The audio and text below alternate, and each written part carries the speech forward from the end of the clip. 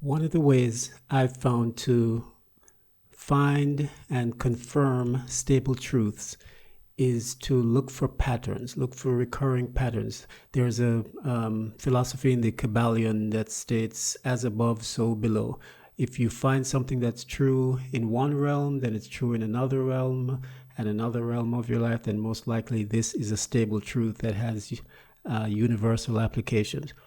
So with that said, I found through my journey that there were certain recurring patterns.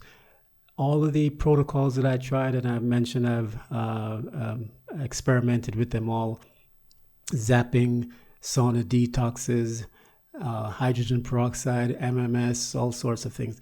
I realized that they were all in some way fitting a certain pattern. And that pattern is what I refer to as SWEAT. And S.W.E.A.T stands for sunlight, water, earth, air, and time.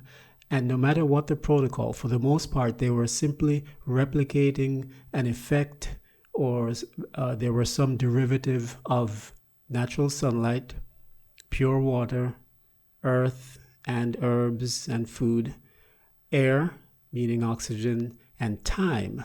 Now, time is an interesting one. That's actually the fasting concept that allows time to work on healing the body. The body's coding needs time in order to activate.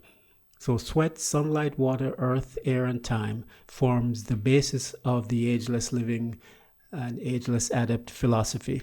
So what I've done in the S.W.E.T Manifesto is to explain some of the ways that you can replicate sunshine, some of the ways you can replicate water, earth, air, and time, in addition to some of the other philosophies that the ageless adept and clean cell protocol are based on. So check that one out. It'll be very informative. It'll give you a foundation for understanding all of the protocols, all of the information in all the other books. The S.W.E.T Manifesto.